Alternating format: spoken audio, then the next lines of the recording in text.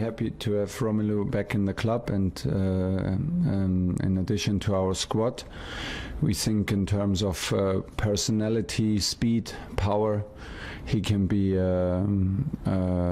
hopefully an excellent choice for us and an excellent addition. And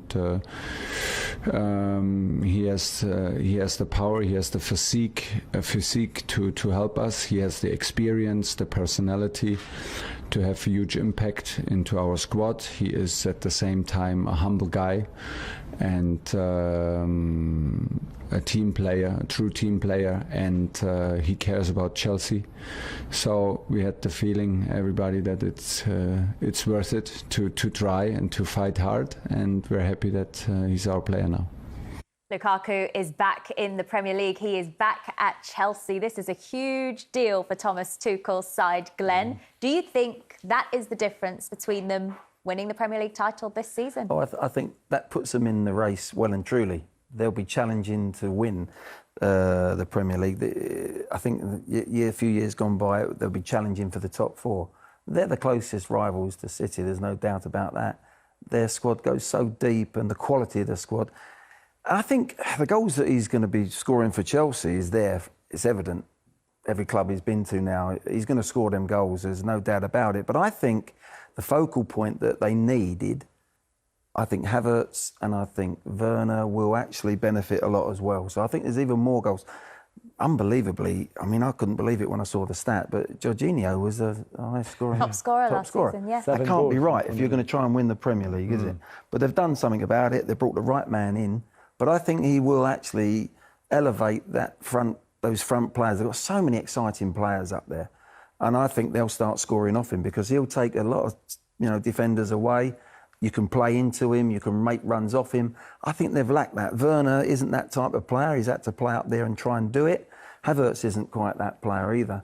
Abraham, not quite ready. I think you'll see him move on. So I think Tuchel knows this is the perfect part of the jigsaw for him to now go and challenge Manchester City. And I'm excited to see what Chelsea can do this year. I really am. It's done Romelu Lukaku well going abroad, hasn't it? And going to Inter Milan. We've seen the numbers he's been posting for the last few seasons, Jules. How much of an improved striker does he come back to the Premier League as? Massively. I mean, if you still think about Lukaku as the Manchester United player that we had in the Premier League 2 years ago, forget that, because he's a completely different player. The finishing is still there, but he's worked so much on holding the ball up. He's worked back to goal, taking on defenders. He's lost weight. He's thinner and fitter, faster than he was before he left to go to Italy. The work with Antonio Conte, I mean, we saw that holding up the ball well, but it's a very different story now. His movement is better.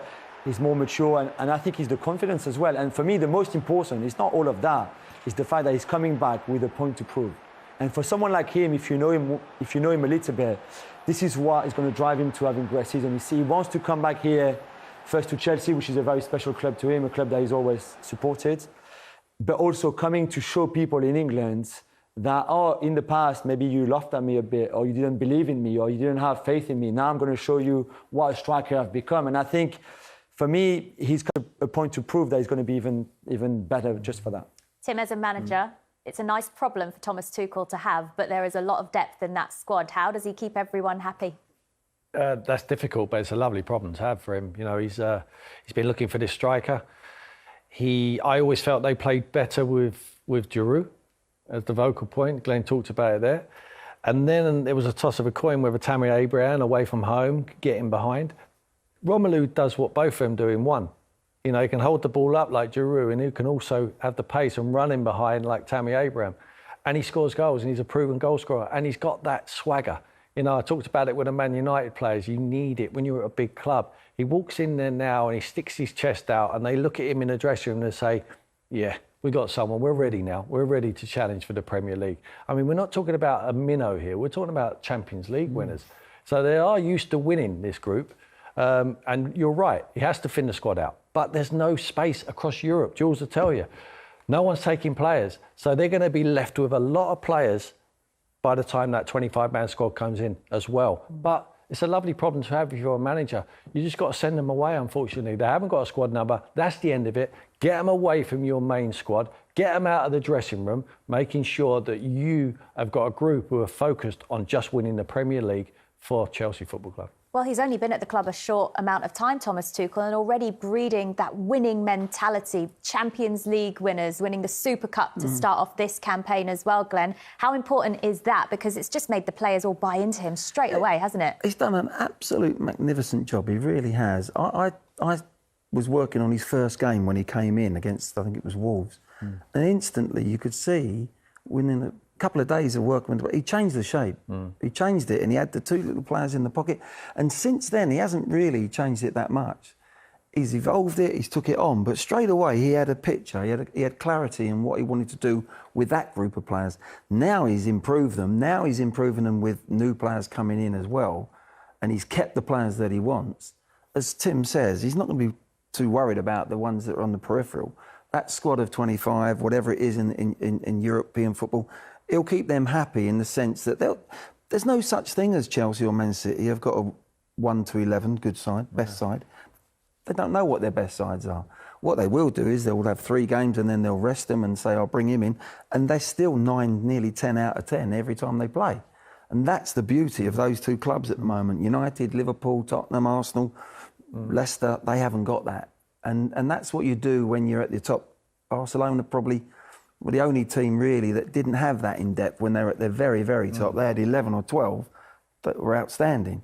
But these 2 clubs now can go and challenge for every tournament, every cup, the league, whatever they go for, they're that good. And he's the icing on the cake for me, Lukaku. Yeah, the only disappointment when I see is Billy Gilmour when he goes to Norwich on loan. I think it's fantastic for the kid to go and play in the Premier League because he's playing against the competition. But he's such a good player. The likes of Loftus-Cheek, I think he's a fantastic talent. He's not going to get a space. Tammy Abraham looks like he's on his way out. So there's a lot of academy boys there who I think are good enough to play in the Premier League, and they're good enough to play international level or top level footballers. They're not going to get the chance. But the Chelsea fans will say, we don't care. Just keep loading that trophy cabinet up, and we don't care if we're bringing kids through the academy. It's also a worry on the bigger picture. If you're a parent of a young kid, Man City and Chelsea, in the end, they're going to go, I'm not so sure about sending my son there because where's his track into the first team? He's going to be sent out on loan. I mean, Mason Mount still is going to get an opportunity, and Reece James. There's a few who are still there, but you have to be exceptional and you have to be in certain positions because they're bringing stars in from all over the world. There's no boundaries. Roman decides, I want that man, let's bring him into the football club, and they get the deal done. They don't care if they're blocking up pathways. So get rid of the ones on the fringe players, what we keep talking about. Get rid of them ones, leave the kids there and give them the game time. And I think they'll surprise you. Some of them are excellent players like Mason Mount has showed and Reece James. Well, it's Crystal Palace up first for Chelsea this weekend. And we all know about Patrick Vieira, the captain. But tomorrow, the Premier League will get its first taste of Patrick Vieira, the manager. He faces a tough test in his first game in charge of Crystal Palace. It'll be a challenging game, obviously, because of what they've been doing in the last couple of months. They won the Champions League. They started by winning the Cup again. But we are looking for it. I think you will have to play those kind of teams because, you know, the Premier League, it's really competitive. There's some strong teams, and we will have to play them. Obviously, starting with Chelsea will not make it easy, but we have our belief, we have our self-confidence as well as a football club, as a team, and we're going to give ourselves the best chance to go there and to compete against them. Well, it's a new era for Crystal Palace, a new manager and lots of new players as well. You can see here just some of the signings that have come in this window, and a lot of players that have left the club as well. They've lost a lot of experience this summer when you see this long list of players who have now left the club. Look, I guess it's an exciting time for Crystal Palace, Glenn, but how much will they miss the experience of some of these players here? I might add it's an exciting time because we haven't kicked the ball yet. I'm a little bit worried, I've got to say. I don't think Patrick's done that great as a manager so far. That can turn. And as a manager, you're waiting for the one club that it all clicks maybe, and hopefully for Palace, that will be it. to have those amount of changes in a team and then get his own ideas across,